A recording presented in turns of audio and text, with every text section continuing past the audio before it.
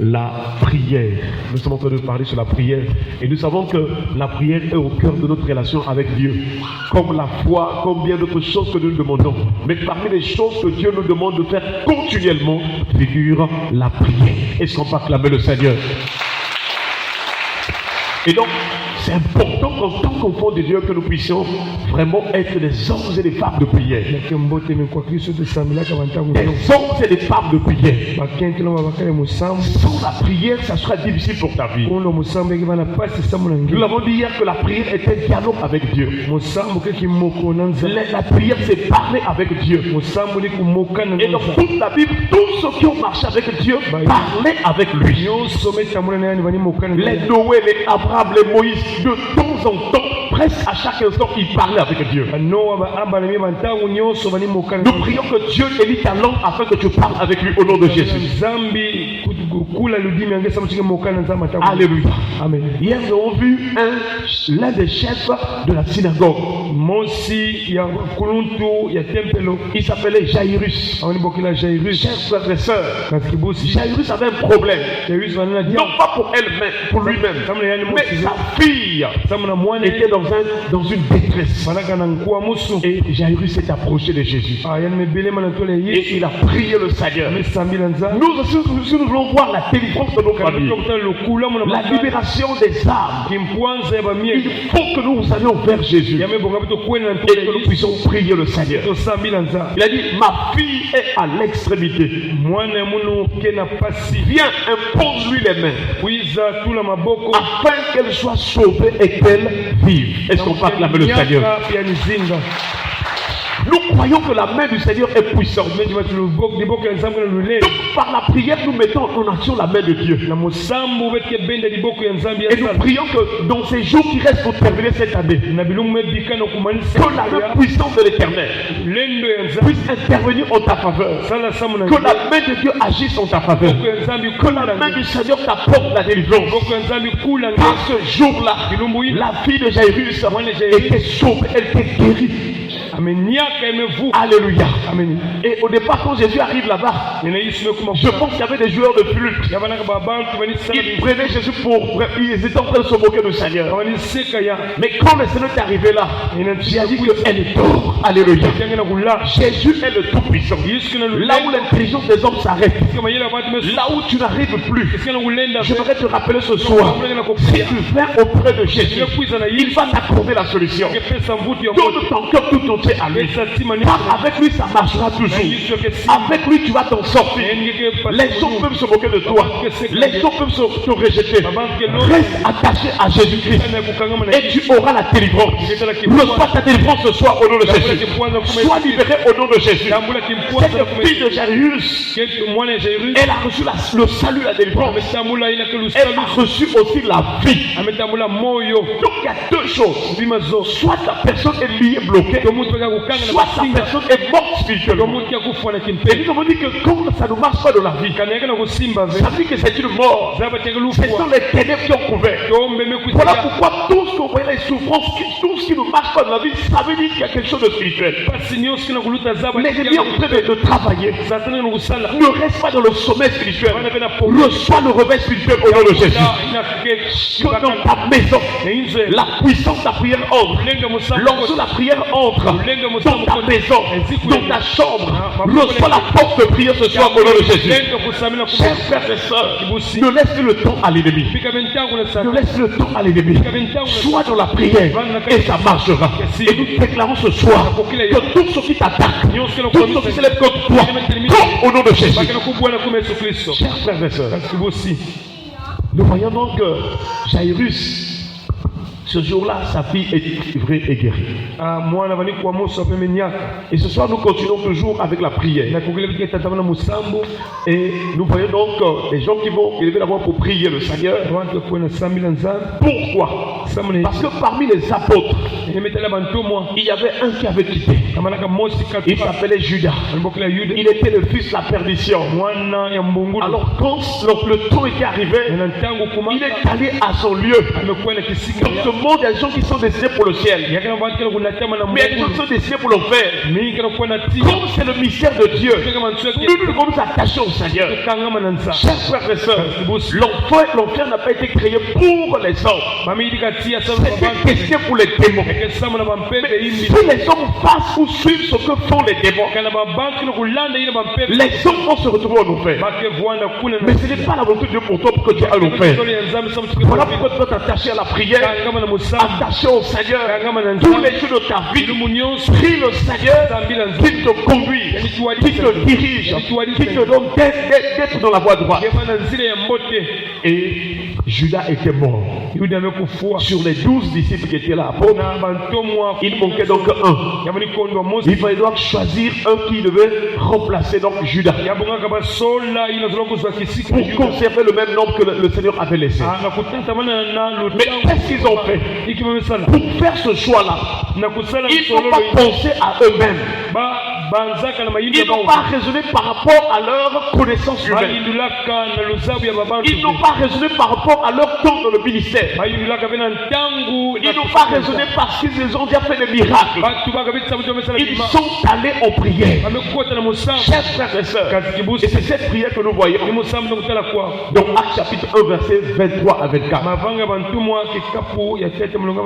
23 à 25. Il est écrit, ils ont présenté deux. Joseph, appelé Barsabas, surnommé Justice, et Matthias. Il ne savait pas qui devait prendre cette place-là. Mais devant le Seigneur, il présente deux personnes. Il y avait un choix à faire. Mais ils savent qu'il y a quelqu'un là-haut qui connaît les cœurs, qui connaît vraiment le meilleur choix. Et ils ont présenté devant le Seigneur deux personnes. Justice donc et Matthias. Et la Bible déclare, puis ils firent cette prière. Seigneur, toi qui connais les cœurs de tous, désigne lequel de ces deux tu as choisi, afin qu'il ait part à ce ministère et à cet apostolat que Judas a abandonné pour aller à son lieu. Voilà donc la prière qu'ils ont élevée. Chers frères et sœurs, cette prière-là est rare. Ce type de prière est rare dans les églises. Ce type de prière est rare dans nos prières. La prière du choix de la volonté de Dieu. Devant une situation, devant un problème, combien de fois nous prenons le temps pour dire Seigneur, choisis toi-même. Alléluia. Souvent nous vous imposons au Seigneur, moi je veux ceci, s'il te plaît Seigneur, donne-moi telle chose, moi j'ai besoin de ça, sans ça ça ne va pas marcher, moi c'est ça, je dois vivre telle chose, Seigneur fais quelque chose, cette année, moi je dois obtenir telle chose. Nous imposons au Seigneur. Voilà pourquoi ça ne marche pas. Dieu veut que nous fassions ce qu'il veut. Il veut que nous vivions sa volonté. Et donc la volonté de Dieu veut que lorsque nous ouvrons la bouche pour prier, pour élever la voix, nous devons lui laisser à faire le choix. Nous devons laisser le Seigneur faire le choix à notre place. Chers frères et sœurs, vous savez que l'homme s'est retrouvé à Sodome et Gomorrhe parce qu'il a fait le choix par rapport à son intelligence. Il a vu de loin un jardin qui était arrosé. C'était comme le jardin de l'Éternel. Mais ce n'était pas le jardin de l'Éternel. Est-ce qu'on parle là de Seigneur? Lui, il a vu du côté de Sodome. C'était comme le jardin de l'Éternel. Il y a des choses qui brillent dans ce monde. Il y a des choses qu'on peut penser que ça c'est bon. Mais donc tu n'as pas prié le Seigneur pour qu'il fasse le choix. Tu peux faire des erreurs. Combien de fois on a fait des erreurs dans la vie? Parce qu'on a voulu choisir les choses par rapport à notre expérience, par rapport à vraiment ce que nous voulons dans notre cœur. La volonté de Dieu, ce n'est pas forcément ce que nous désirons dans notre cœur. Alléluia. Alléluia. Il y a des moments où Dieu nous dit des choses mais qui sont contraires à notre cœur. Mais c'est sa volonté. Et les disciples, les apôtres, ils ont dit Seigneur, choisis. Pourquoi? Parce qu'il dit, toi qui connais les cœurs. Nous aussi, chers frères et sœurs, si nous voulons voir des grandes choses, si nous voulons prospérer, si nous voulons vivre la main de Dieu, si nous voulons être en paix, si nous voulons jouir du bonheur, nous devons demander au Seigneur de choisir. Alléluia. Amen. On sait qu'on sait le travail. On sait qu'on, je ne sais pas quel est ton sujet ce soir. Même pour voyager. Même si là-bas à l'étranger, on te dit qu'en tout cas fait les papiers, nous-mêmes on va payer le billet. Il faut d'abord demander au Seigneur. Seigneur, si c'est ta volonté, oriente cette prière de choix de la volonté de Dieu. Cette prière où on laisse Dieu orienter les choses. On laisse Dieu choisir à notre place. On laisse Dieu lui-même intervenir. On laisse Dieu lui-même faire à sa volonté. Est-ce qu'on parle la main du Seigneur? Chers frères et sœurs, à plusieurs reprises, nous avons voulu choisir les choses par l'enseignement. Vous savez que Israël, combien même Dieu était leur roi, Israël a choisi un roi. Ils ont dit que nous aussi on va avoir un roi. Samuel leur a dit, si vous cherchez à avoir des rois comme les nations, voilà comment le roi va vous traiter. Voilà comment il va traiter vos enfants. Malgré tout ce que Samuel a dit, Israël a dit, nous voulons un roi. Chers frères et sœurs, et Dieu a dit à Samuel, laisse, ils veulent un roi, et je leur donnerai un roi. Mais c'était difficile pour Israël. Chers frères et sœurs, laisse Dieu régner dans ta vie. Laisse Dieu faire les choix de ta vie. Laisse Dieu orienter ta vie. Et tu seras béni, tu seras dans le bonheur et dans la paix. Est-ce qu'on passe là avec le Seigneur? Chers frères et sœurs, et Dieu, vous allez voir que Dieu va choisir Mathias. Nous aussi on a fait beaucoup d'erreurs.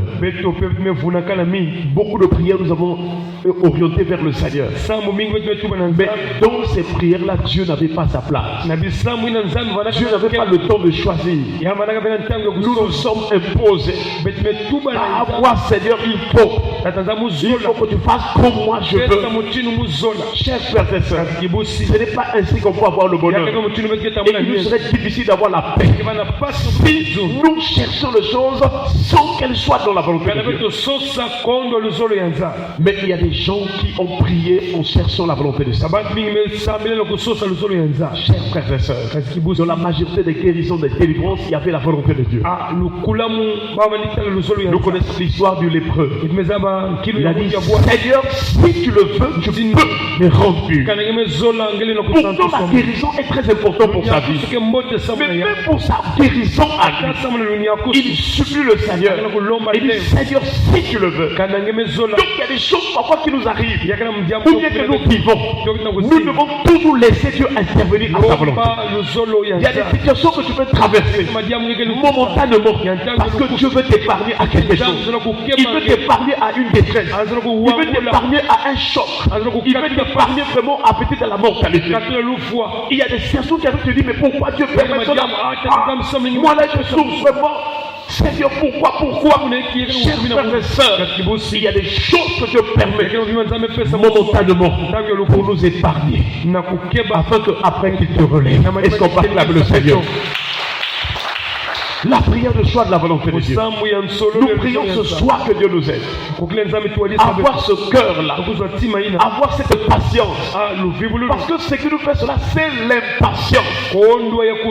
Si tu marches avec Dieu de tout ton cœur, et si tu es dans la sainteté, si tu as la crainte de Dieu, je voudrais te dire ce soir, tu n'es pas en retard, mais tu es dans le plan de Dieu. Est-ce que quelqu'un peut dire amen? Alléluia. Si réellement tu sais qu'en tout cas tu es avec Dieu, tu obéis à sa parole, tu marches conformément à ce que Dieu dit. Chers frères et sœurs, même si tu as le contentement, reste là. Tu es dans le plan de Dieu. Et au temps convenable, il te visitera. Alléluia. Amen. Que Dieu nous aide à chercher sa volonté dans nos maisons, dans nos foyers, dans nos familles, dans toutes relations, dans nos attentes, que nous puissions chercher la volonté de Dieu. Que nous apprenions à dire à Dieu, Seigneur, si nous choisis, oriente, fais comme tu veux. Je m'attends à toi. Dans le choix du mariage, je m'attends à toi. Pour ce travail que je cherche, Seigneur, oriente. Quel travail je dois faire? Seigneur, pour le commerce, pour les affaires, Seigneur, agis. Qu'est-ce que je dois faire? Oriente-moi, Seigneur. Voilà, si nous apprenons à demander au Seigneur que lui il fasse le choix, qu'il nous oriente, alors ça marchera. Alléluia. Ça marchera. Et vous allez voir que dans la suite, lorsque l'autre disciple essaie d'ajouter aux autres, il n'y avait plus de problème. Il n'y avait plus de problème. Ils sont allés jusqu'à la fin, ils ont fait l'œuvre du Seigneur. Chers frères et sœurs, si nous cherchons à faire les choses d'après la volonté de Dieu, ça marchera. Ne soyons pas impatients. Ne soyons pas pressés. Mais nous devons nous attendre au Seigneur. Même si les autres s'agitent, reste au pied du Seigneur. Alléluia. À la maison, prie. Dans ta chambre, prie. Dis au Seigneur que ta volonté soit faite. Seigneur, choisis dans ma vie. Qu'est-ce que je dois faire? Oriente-moi, Seigneur. Dis-moi ce que je dois faire. S'il te plaît, Seigneur, je m'attends à toi. Et si tu demandes au Seigneur de faire le choix, il fera un bon choix. Parce que le Seigneur ne donne pas de mauvaises choses. Alléluia. Est-ce qu'on peut acclamer le Seigneur?